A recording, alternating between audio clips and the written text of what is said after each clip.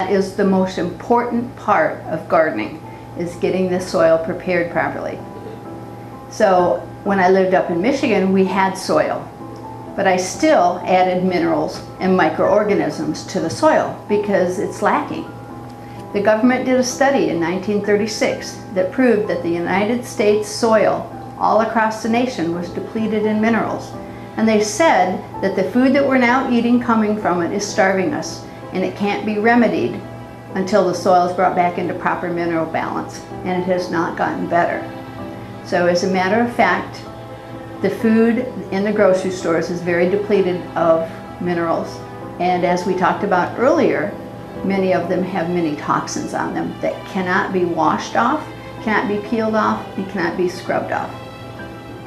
So here in Florida, it's even more important because we have beach sand that we live on.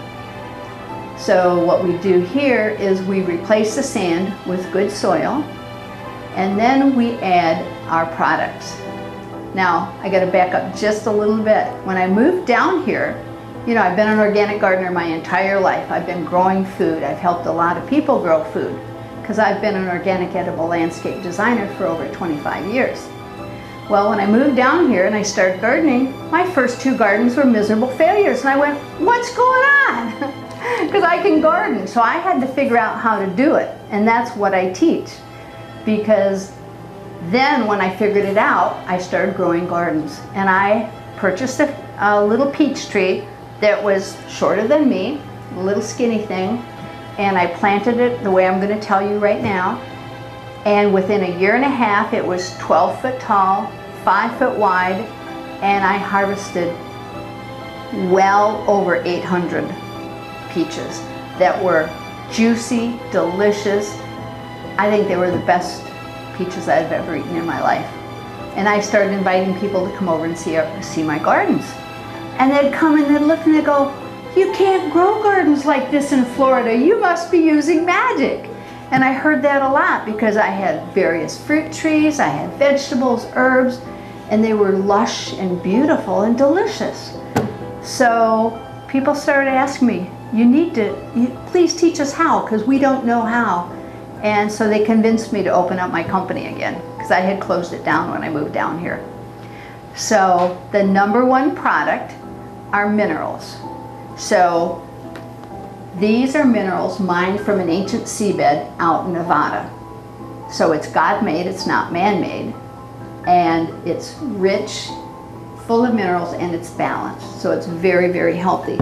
Now, if you go to any garden center except for mine, and you ask the person in there that you want some fertilizer for your vegetable garden, they're going to sell you a bag that says 10-10-10 or 10-20-10.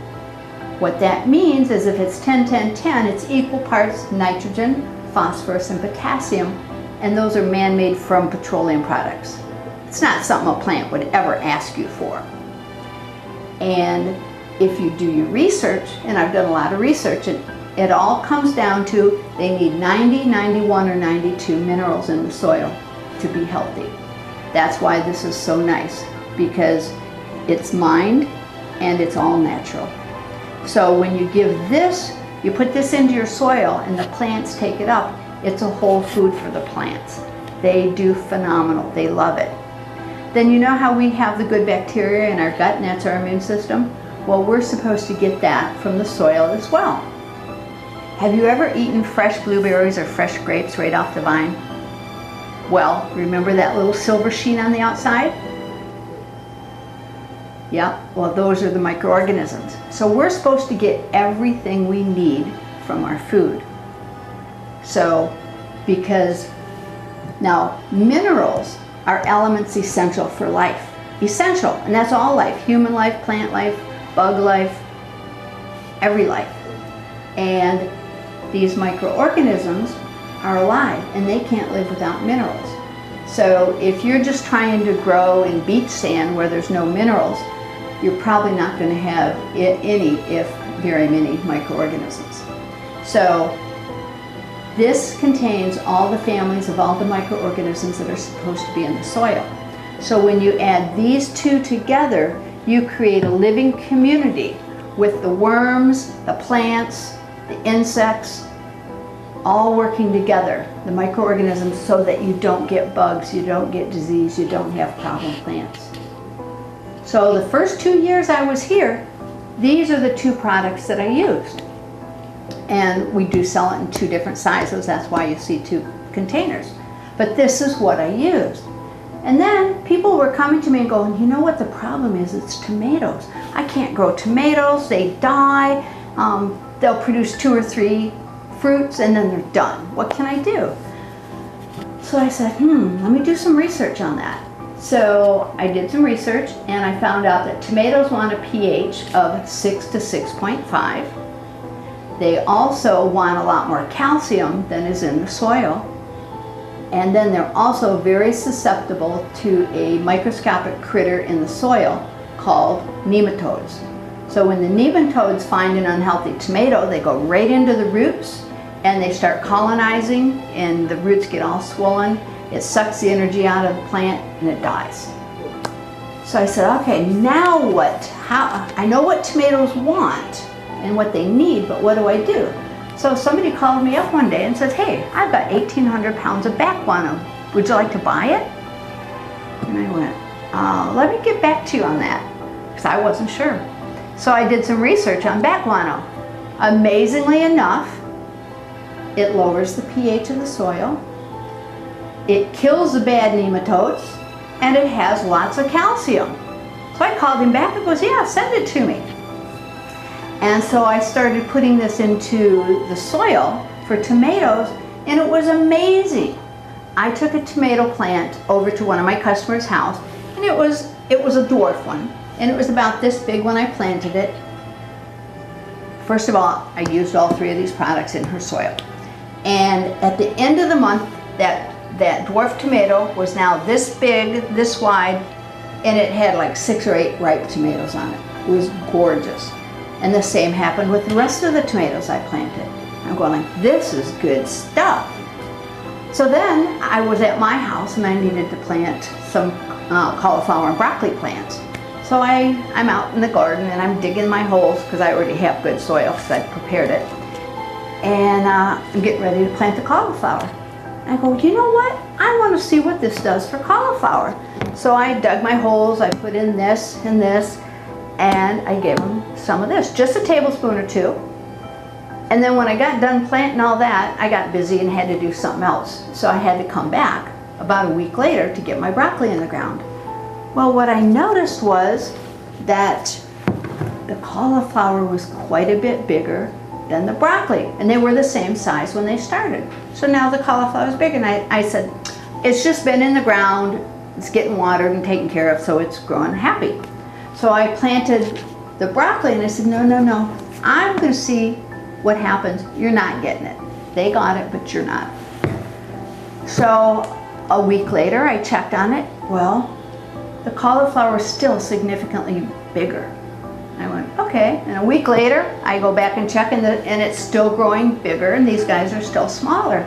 And now they're going, please, please, please give us some of that. And I couldn't stand it anymore, so each one of them got a tablespoon of this. But what's interesting is the cauliflower produced heads, and I've got a beautiful picture of me with a basket full of cauliflower, some in my arms, and I just had tons of cauliflower, and the broccoli wasn't even ready yet. And normally I harvest broccoli before cauliflower. So I went, wow, this is good stuff. So I've been doing a lot of experiments at my garden center, and all of them prove that when you put these 3 together, it's amazing. So that's what we started out with. First I was just selling this for the first 1.5 years, and then we added this product line about a year and a half ago, and my gardens were doing great. So then, now I had been hearing about a product called biochar for a couple of years, but it wasn't available, and it was like something that people were doing with specialties. Like one guy I know takes old abandoned contaminated mines out west, and he uses biochar to decontaminate it and make it usable again. So I've been aware of it, but I didn't know much more than that about it. And then last May, almost a year ago, a friend of mine introduced me to someone else who is now a very good friend of mine, who spent 4 years and quite a bit of money and time to develop how to make biochar now. The history of biochar. Bio means living, and char means it's been burnt until it's charred. It's not wood ashes. So 6,000 years ago, the Mayan Indians down in Brazil used to take big pieces of property and they'd dig a huge trench, fill it with logs, put brush on top, and burn it. And they would do the whole field. And at the end of about 10 years, they would have this field full of this beautiful black biochar. And so if you go down there, you can still dig and find pieces of the biochar, so it lasts a long time. So Chris is my friend, and he brought me down 8 pallets full of biochar. And we've done experiments with that as well. So we've done some experiments with just 1, 2, and 3 compared to 1, 2, and 3 and 4, which is the biochar. And it's amazing. They grow bigger, stronger, and healthier, and they taste better when you use all 4. So if you remember at the beginning, I said people would say to me, you can't grow gardens like this in Florida, you must be using magic. Well, that's why we call our products Garden Magic. This is Garden Magic number 1 because it's the most important one. This is Garden Magic number 2 because it's the second most important one. And then Garden Magic number 3. This is a mixture of the bat guano, worm castings, and blood meal. Phenomenal. I call this superfood for the plants. So when people come to me and they want to plant trees, I always tell them they need 1 bag of Garden Magic number 4, the biochar, per tree, because it holds 5 times as much moisture as regular soil. It has a lot of carbon in it, which is good for the plants. And as it's made, getting rid of, burning the logs, because it's made from wood chips, logs, and stuff that would be going to the landfill. It actually keeps the carbon dioxide out of the atmosphere. And I'll tell you why. So when a plant is normally growing, it's growing, it's absorbing the carbon dioxide, releasing oxygen, using the sunlight, photosynthesis to create food. And then when it lays down and dies, that carbon dioxide goes back into the atmosphere.